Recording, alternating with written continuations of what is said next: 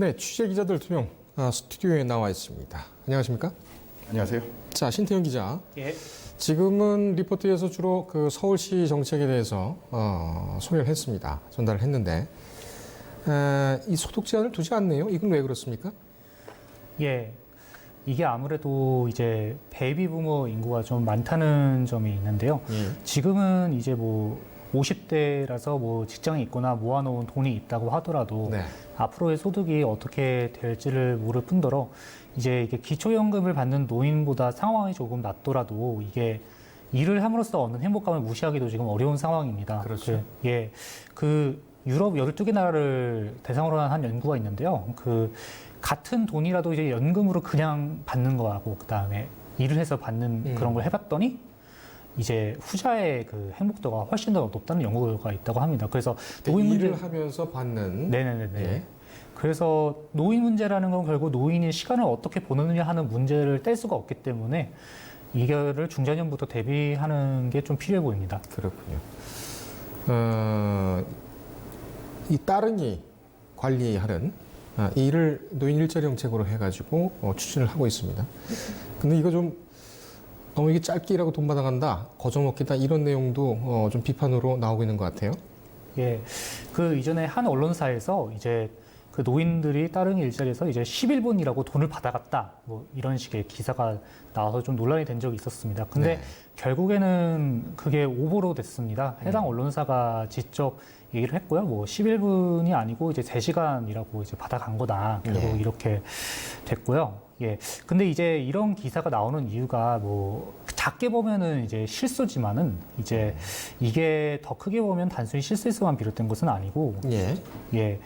결국 저 서두에서 말씀하신 대로 이제 노인 일자리가 단기 일자리가 많기 때문에 이제 그런 거에 대한 부정적인 시각이 있다 보니 이제 그렇게 된 것이라고 봅니다. 그래서 근데 이제 과연 이제 민간 기업에서는 거의 전혀 받아들이지 않는 이제 이런 노인들의 일자리가 이제 지금 이제 단기라도 있어야 그분들이 이제 말하자면 돈을 얻는데 예. 이거를 그 생생한 청년들의 일자리하고 과연 똑같이 봐야 하는가 하는 지점이 좀 남을 수밖에 없다고 봅니다. 그래서 예.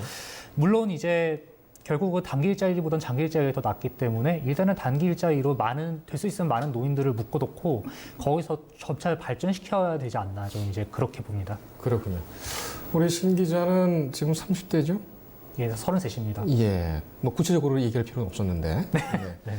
근데 이제 그 앞으로 한 20년, 30년 후면은 신 기자도 이제 노인 일자리 정책의 직접적인 대상자가 될 상황입니다. 예. 지금 봤을 때, 이 일자리 정책 어떻습니까? 향후에 내 일자리를 믿고서 맡길 수가 있겠는가? 서울시나 정부나 이렇게 봤을 때 좀 뭐 즉흥적인 질문입니다만 어떻게 생각하세요? 일단 아까 리포트에서 언급했던 토론에서 보면 이런 얘기가 나왔는데요. 네. 그 가장 큰 문제가 이제 그렇게 은퇴를 앞둔 사람들이 그렇게 일을 하려고 할 때 자신이 이미 가지고 있는 경험, 네. 자신이 이미 가지고 있는 경력, 이걸 가지고 이제 도전을 하려고 한다고 합니다. 무슨 얘기냐면 어떤 재교육을 받고서 이제 뛰어드는 사람은 정말 극소수라는 얘기죠. 예. 그게 한 뭐 1%도 안 된다 뭐 이랬던 것 같은데요. 그렇군요. 예. 그러니까 사실 좀 소위 시체말로도 답이 없는 상황인데. 그렇죠. 예. 그래서 결국은 이제 어떤 서울시나 정부의 그런 정책이 제가 한 20년 뒤면 더 발달을 했을 텐데 그때는 그런 재교육에 관한 게 좀 발달을 해야 더 신뢰를 할 수 있지 않을까 그런 생각이 듭니다. 그렇군요. 정년 연장 논의가 나오고 있고 네. 또 지금 뭐 100세 시대라고 해서 60대 정도면은 뭐 지금 청년이라고들도 네. 얘기를 하고 있습니다. 당장은 제가 문제입니다만, 예, 전 막막합니다. 이 노인들의 지혜를 잘 활용하는 것도 어떤 노인 일자리 정책의 중요한 그런 포인트가 아닌가 그렇게 또 생각이 됩니다. 이번엔 최병호 기자한테 물어보겠습니다. 중앙정부에서는 이 문제 상당히 좀 중요하게 보고 있죠. 네. 공약에도 나왔던 문제였고 네. 지난달에 저희가 정년 연장에 관해서 다뤄본 적이 있었고 당시 정부는 이제 인구 구조 변화에 대응하기 위해서 TF를 구성해서 전략 과제를 만들겠다. 네. 이렇게 얘기를 했습니다. TF가 지금 구성됐나요? 네, 인구정책 TF는 지금 기획재정부를 중심으로 해서 구성이 돼서 범부처적으로 지금 운영이 되고 있고요. 홍남기 앞서 6월에 홍남기 부총리가 정년 연장을 논의할 시점이 됐다라고 네. 언급을 했는데 정년 연장을 포함한 인구구조 변화의 대응책을 지금 TF에서 지금 마련하고 있습니다. 네, 그렇군요. TF에서는 3분기 중에 일단 단기적으로 추진이 가능한 과제를 우선적으로 발표하고 중장기 과제는 사회적인 논의를 거쳐서 마련하겠다는 입장입니다. 그런데 일부 과제는 지난 수요일에 발표됐던 2019년도 하반기 경제정책 방향에서 윤곽을 조금 보였습니다. 그 내용들을 좀 살펴보면요. 네. 우선 고용에서는 기업이 정년 후 고용 연장을 확대하도록 인센티브를 부여하는 것을 논의 중입니다. 고용인구 감소에 대비하고자 해외 우수 인재를 유치하는 지원제도를 신설하고 고령화에 따른 장기 요양보험의 지속 가능성을 확보하는 재정 방안도 지금 마련하고 있습니다. 네. 산업통상자원부에서는 고령화에 따른 고령 친화산업 육성, 교육부에서는 평생교육 확대, 국토교통부에서는 인구 구조에 맞춘 소형주택 보급 등을 추진하기로 했습니다. 예. 특히 국방부도 나섰는데요. 앞으로 병영 자원이 감소할 것을 대비해서 병력보다는 과학기술을 활용한 국방체계를 준비하고요. 병력 구조를 기존의 병 중심에서 간부 중심으로 정형화하는 방안을 지금 추진하고 있습니다. 정년 후 고용 연장, 소형주택 보급 추진 계획, 국방부 병영자원 감소에 대한 과학기술, 네. 간부 확충 네, 그렇습니다. 중심으로 해가지고 정리한다. 근데 지금 우리가 이런 문제점을 지적을 하고 네. 또 여러 가지 좀 엇나가는 그런 부분을 보면 특히 이제 교육 문제나 네. 또 복지 문제나 네. 일자리 정책 문제나 모든 것이 마찬가지입니다만 이거 사회 시스템 전체가 다 바뀌어야 되는 그런 부분인데 네. 이거에 대한 그 고민들은 없나요? 예. 참고로 말씀을 드리기 전에 저희가 고령화 사회다라고 말을 하는데 이 정확한 표현을 좀 살펴보면요. 고령화의 기준은 65세 인구를 기준으로 합니다. 65세가 넘어가면 이제 고령화라고 하는데요. 예. 65세 인구가 전체 인구에서 차지하는 비율이 얼마가 됐냐를 가지고 이제 고령화 사회라는 말을 씁니다. 네. 65세 인구가 전체 인구에서 7%를 넘으면 고령화 사회라고 하고요. 14%를 넘으면 고령 사회, 또 20%를 넘어가면 초고령 사회라는 표현을 씁니다. 예. 우리나라는 지난 2000년부터 이제 고령화 사회가 됐는데요. 전체 인구에서 65세 이상의 인구가 7%를 넘었다는 것은 의학의 발달로 평균 수명이 늘어났다는 의미도 있지만 저출산 때문에 새로운 그 인구 유입이 줄어들었고 그래서 사회가 전반적으로 사회 전반적인 연령이 올라갔다, 늙어간다 이런 말과도 일맥상통합니다. 예. 따라서 지금 많은 사람들이 지적하는 부분이 아까 말씀하신 것처럼 그럼 사회가 전반적으로 이렇게 좀 나이가 늘어났으면 그에 맞춘 시스템을 필요한 것이 아니냐. 단순한 대응책보다 그에 맞춘 사회 전반의 어떤 구조 개선이 필요한 것 아니냐. 이런 얘기를 하고 있고요. 예. 그래서 정부도 삶의 질 전반을 개선하면서 생산성을 높이는데 중점을 두고 지금 국가 전략 과제를 지금 만들고 있습니다. 네. 단기 전략보다는 좀 중장기 비전이 필요하다는 생각에서 국가 비전 2045라는 것을 준비하고 있는데요. 이것은 2045년이 되면 달성할 수 있는 전략이라는 뜻으로 이제 2045라고 표현했습니다. 예. 문재인 정부가 주창하는 포용적 성장도 그 국가 비전 2045 중에 하나의 개념입니다. 국가비전 2045면은 지금 여러분들이 바로 수혜를 받겠군요. 네. 25년 후니까요. 네. 그전 정부는 제가 이렇게 늙을 동안 뭐 했나? 격한 분노감이 떠오릅니다. 이 100세 준비는 정부가 방하는 걸 준비하는 것도 중요하지만 네, 맞습니다. 국민들의 지혜도 필요합니다. 네. 지금 국가 전체 공감대 형성과 소통 문제 이거는 어떻게 진행이 되고 있습니까? 예, 정부도 지금 그래서 그런 필요성을 인정하고 기획재정부 산하의 지난 2월부터 기획재정부 산하의 미래전략 포럼이라는 것을 신설했습니다. 여기에는 이제 민간과 지혜를 함께 모으겠다는 뜻인데요. 네. 정책 아이디어를 제시하기 위해서 이제 공무원들이 또 참석하고 있지만 대부분이 다 이제 민간 위원들로 지금 구성이 됐고요. 심층 전략과 심층 연구와 현장 아이디어 등을 지금 발굴하려고 노력하고 있습니다. 미래전략 포럼은 올해 총 5번의 회의를 하기로 했는데 지난달에 한 번 회의를 했었고요. 앞으로 4번 더 회의를 할 예정입니다. 아울러 정부는 학계와 민간 연구기관 등에 참석하는 미래 연구 네트워크를 구성하고 9월 중에 미래전략 컨퍼런스를 열 계획입니다. 예. 또 3분기에는 2019 미래한국 아이디어 공모전도 개최를 했습니다. 특히 이 100세 시대 문제는 저희 뉴스토마토도 많이 관심을 가지고 있는 분야인데요. 예. 매년 은퇴 전략 포럼이라는 것을 열고 지혜를 모으고 있습니다. 올해는 9월 17일에 제8회 은퇴 전략 포럼이 열릴 계획입니다. 그게 벌써 8년이 됐습니까? 예, 그렇습니다. 주제는 아직 안 나왔나요? 네, 지금 주제는 논의 중에 있습니다. 예. 도시락도 줍니까? 네, 그렇습니다. 작년에도 도시락을 아주 맛있게 먹었던. 예, 많이 참석을 해주셨고 많이들 이제 막 드시고 가셨고 하셨습니다. 예. 와서 질문들을 좀 많이 해주셨으면 좋겠다 이런 생각이 좀 드네요. 네, 하시던 분들만 계속 하셔서 이번에 좀 9월 17일 날 저희 뉴스토마토가 8년째 하고 있는 은퇴 전략 포럼에 많은 참여 바라겠습니다. 저희는 이 문제를 좀 깊이 들어가기 위해서 전문가를 모시고 전화를 연결해 보겠습니다. 신태영 기자가 질문 준비를 했죠. 네. 예, 제가 바로 연결하겠습니다. 원영희 한국성서대학교 사회복잡과 교수 나오셨습니다. 교수님 안녕하십니까? 예, 안녕하십니까? 네, 귀한 시간 내주셔서 감사합니다. 저희 네, 감사합니다. 예, 신태영 기자가 질문을 드리고 필요한 경우에 제가 보충 질문을 드리도록 하겠습니다. 예, 네. 예, 질문 드리겠습니다, 교수님. 이제 고령화 사회가 되면서 이제 정년 연장 이야기까지 나오고 있습니다. 그래서 정년 연장에 대해서 여러 가지 이야기들이 있는데 정년 연장을 해야 한다고 보십니까? 예, 정년 연장은 앞으로 이 초고령 사회에 진입하는 우리 사회가 나아가야 할 그런 방향성임은 틀림없을 것 같습니다. 예, 그 다른 나라에 비해서 우리나라 그 정년 기준이 사실상 낮은 편이고요. 예를 들자면 일본 같은 경우에는 현재 65세인데 최근 법정 정년을 70세까지 높이는 방안을 검토 중인 걸로 알고 있고 또 미국이나 영국은 아예 이제 정년이 없습니다.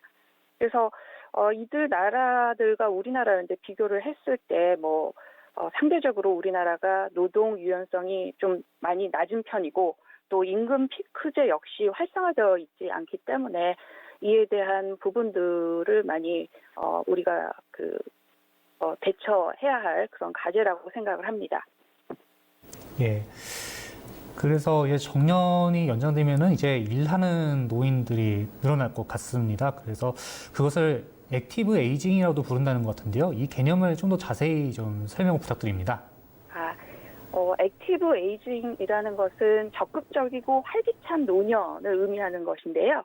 이거는 지난 2002년에 세계보건기구가 이 액티브 에이징을 나이가 들어가면서 삶의 질을 높이기 위해서 참여 그리고 건강 안전을 위한 기회를 최적화하는 그런 과정으로 정의를 하고 있습니다. 그래서 이 액티브 에이징 개념에 있어서는 노인 인권의 보장과 또 유엔이 특별히 노인을 위한 원칙이라는 것을 제시를 했는데 그 5가지가 독립, 참여, 보호, 자아실현, 존엄 등인데 이것들에 근거하여 이 액티브 에이징 개념을 제시를 했고요. 그래서 이 권리로서 이 액티브 에이징이 이제 보장되어야 함을 이렇게 주장을 하고 있는 것이죠. 그 WHO가 이 액티브 에이징을 이야기했을 때는 이 인구 고령화라는 것이 어떤 한 특정 나라가 아니라 국제적인 범죄적인 그런 현상으로 보고 있고 그래서 인구 고령화에 대응할 수 있는 바람직한 정책 틀로서 이 액티브 에이징에 관한 것을 제시를 하고 있습니다. 그래서 이를 통해서 과거의 의존적이고 또 수동적인 어떤 정책 대상으로서의 노인을 보는 것이 아니라 노인들에게 일자리나 봉사활동 등 사회적 역할 이런 것들이 가능하도록 지원함으로 해서 보다 적극적이고 활기차게 노년을 영위할 수 있도록 노년의 삶의 질을 이제 고양하는 것이 매우 바람직하다라고 이렇게 제안을 하고 있고 이에 있어서 국가가 보다 적극적인 자세를 가지고 대응해 줄 것을 요청을 하였습니다. 예, 지금 인구 구조의 변화에 대해서 좀 말씀을 하셨습니다. 그래서 이제 초고령화를 포함한 이제 인구 구조 변화가 앞으로 거의 쓰나미처럼 닥쳐올 텐데 이거에 대해서 이제 한국 사회가 좀 우선적으로 해야 될 대응이 뭐가 있을까요? 기본적으로 지금 뭐 노년기의 경제적 어려움에 대응하는 것이 이제 시급하다라고 볼 수가 있겠습니다. 그래서 2015년 기준 봤을 때 OECD 회원국 중에 우리나라의 그 노인 빈곤율이 거의 이제 평균이 12.4인데 우리나라가 49.6%로 약 4배 달하고 있고 또 이 노년기 삶의 질을 나타내는 그런 지표가 있는데 글로벌 에이지 워치 인덱스라는 것이 있는데 이거 역시도 이 다른 나라에 비해서 상당히 이 지표가 이제 떨어지고 있습니다. 그래서 96개국 중에 우리나라가 60위에 해당이 되었고 특히나 소득 보장과 관련해서는 82위로 상당히 어려움이 있다라고 나타나고 있습니다. 따라서 이제 노년기 빈곤을 이제 낮추기 위해서는 뭐 기초연금을 뭐 확대하거나 장기적으로는 공적연금제도의 뭐 적용 대상을 확대할 그럴 필요성이 있겠고 또 이와 이제 이의 맥락에서 또 말씀을 드리자면은 앞서 뭐 정년 연장 이야기도 나왔지만 정년 연장하는 것은 반드시 필요하지만 만병통치는 아닐 것 같습니다. 왜냐하면은 이 노후 준비가 이제 필요한 그러한 시점에 있어서 이런 정년 연장이라는 것은 대기업이나 뭐 공공기관 뭐 중심으로 이렇게 집중되어 있기 때문에 자칫하면은 노후 소득의 또 양극화를 가져올 수 있어서 이것들을 이제 동시에 해결하기 위해서는 양질의 그런 어떤 일자리가 많이 만드는 것 역시도 매우 시급한 과제라고 볼 수 있겠고 그래서 오랫동안 주된 일자리에서 머물게 할 수 있는 그런 정책들 또 재취업할 수 있도록 여러 가지 재교육 뭐 이런 부분들이 함께 이 강화되어질 필요가 있다고 생각합니다. 예, 교수님 제가 좀 이어서 질문 좀 드리겠습니다. 네. 우리나라 초고령 사회 진입 시기는 언제쯤으로 전망하고 계십니까? 최근 발표 자료에 따르면은 네. 2025년으로 예견을 하고 있습니다. 작년까지는 2026년으로 예측이 되었는데 최근 통계에 따르면 2025년으로 1년 당겨졌습니다. 그만큼 고령화가 빨리 진행되고 있다는 그런 사실이겠죠? 네네. 예. 요거는 어떻게 생각하실지 좀 여쭤보고 싶었습니다. 개인적인 의견을 편히 여쭤보는 거라고 생각을 하시고 사회복지학과 교수님이시만큼 질문을 좀 드리겠습니다. 지금 일자리 문제도 나오고 있습니다만 노인들 아주 연로한 노인들에 대한 자동차 운전면허 또는 자동차 운행 이것을 제한해야 한다. 이런 주장도 나오고 있지 않습니까? 이것에 대해서는 어떻게 생각하시는지요? 일괄 연령으로 제한하는 것은 좀 문제가 있다라고 생각을 하고요. 예. 예를 들어서 운전을 할 수 있는 그런 역량을 증명을 하게 되면은 이것을 이제 지속적으로 이제 할 수 있는데 일반 층과 달리 조금 그런 부분을 뭐 1년, 2년 단위로 빨리 이거를 적용을 하는 것이 필요하겠고 일괄적으로 그냥 하는 거에 있어서는 이제 반대를 하는 입장입니다. 그리고 그것을 하기 위한 것을 갑자기 하는 것이 아니라 좀 더 점진적인 조치들이 이제 필요할 것인데 어르신들이 교통의 어려움들을 해결할 수 있는 인센티브를 함께 제공을 한다던가 뭐 이렇게 함께 병행되어질 필요가 있다라고 봅니다. 교수님 하나만 더 질문을 드리겠습니다. 저희가 왜 이런 질문을 드렸냐면 지금 저희 자료 화면에도 보면은 노인들 하면은 보호의 대상, 부조의 대상, 그리고 아프고 병약하고 어떻게 보면은 참 골칫덩이다.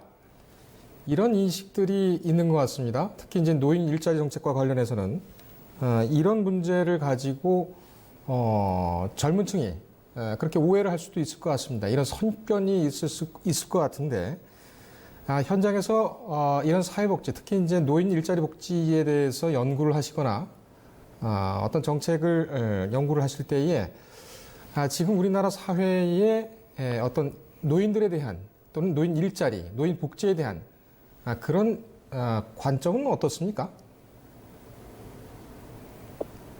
좀 좀 귀찮은 그런 대상 아니면은 우리가 벌어서 젊은 층이 벌어서 노인들에게 복지의 그런 기틀을 마련해 준다. 어떤 이런 의식은 혹시 없는지요? 뭐 일부 있을 수는 있겠지만 네. 모든 그런 이 사회 제반 이 사람들이 그렇게 생각한다고는 생각하지 않고요. 뭐 매스 미디어나 또는 문제 중심의 시각을 가지고 이 기사화되는 그런 부분이 더욱 이런 노인의 부정적인 인식을 강화하는 그런 측면이 있다라고 생각을 합니다. 물론 이제 개인적인 그런 측면이나 또 뭐 이 기업이나 사회 측면에 있어서 노인의 부정적인 그런 이미지, 인식을 개선하기 위한 그런 노력들이 병행되어야 할 것이고 특히나 이 일자리와 관련해서는 노인들 때문에 그 젊은 층의 일자리가 이렇게 없어진다라는 것은 또 일부 사실이 아니고요. 그래서 상생할 수 있는 그런 이 노인들이 함께 젊은 사람들과 함께 상생할 수 있는 그런 일자리들을 이제 많이 마련을 하고 또 실제적으로 지금 이제 그러니까 지식이 많고 또 역량이 되시는 어르신들이 많기 때문에 이들 어르신들이 이제 젊은 사람들의 그런 멘토 같은 그런 역할을 수행할 수 있는 기회를 주시는 것도 좋을 것 같습니다. 이에 있어서는 어르신들도 이런 어떤 본인 스스로의 그런 어떤 연령의 우선을 두시는 것이 아니라 좀 더 협력적이고 또 이 세대 간에 소통할 수 있는 그러한 자세나 능력 등도 함께 배양될 필요가 있으리라고 생각을 합니다. 알겠습니다. 지금 상생의 대상이다. 이런 말씀 그리고 예. 상당히 높은 정도의 지식을 가지고 계시고 전문적으로 역량을 발휘할 수 있는 그런 노인들이 상당히 많다는 그런 지점. 저희가 좀 적극적으로 질문을 드렸는데 아주 중요한 지적을 해주셔서 정말 감사하다는 말씀을 드리겠습니다. 교수님 오늘 시간 내주셔서 감사합니다. 예, 감사합니다. 예, 고맙습니다. 네. 원영희 한국성서대학교 사회복지학과 교수였습니다. 여러분들 2015년도에 나온 영화 인턴이라고 봤죠? 네. 그거 어떻게 봤습니까? 로버트 드니로와 애네 서웨이가 같이 나왔었는데 네. 저는 애네 서웨이가 CEO였습니까? 하여간 간부였는데 자기 상사였는데 인턴으로 나갔던 로버트 드니로가 상당히 도움을 줬던 지혜를 발휘해줬던 그런 생각이 납니다. 거기 영화 대사 중에 손수건이라는 것은 빌려주기 위해 가지고 다닌 것입니다. 거기서 저는 노인의 지혜를 봤는데 애네 서웨이가 막 경무와 가정 문제로 울 때 손수건을 빌려주면서 했던 말인데 그런 노인들의 어떤 지혜 그런 것에 좀 포커스를 두고 정책을 입안하는 것도 지금으로서는 중요한 고려할 사항이 아닌가 그렇게 또 생각이 됩니다. 집에 할아버지나 계십니까? 예, 저희 할머니께서 계십니다. 예, 지혜로우시죠? 네, 그렇습니다. 그냥 얘기하는 겁니까? 정말입니다. 네. 정말로 지혜로우십니다. 신 기자는 어떻습니까? 저희 다 돌아가시긴 했는데 네. 뭐 지혜로운 분들이었다고 기억합니다. 그렇군요. 오늘 부모님하고 할아버지, 할머님께 꼭 전화하기 바랍니다. 네, 알겠습니다. 저도 전화를 드리겠습니다. 오늘 고생했습니다. 감사합니다.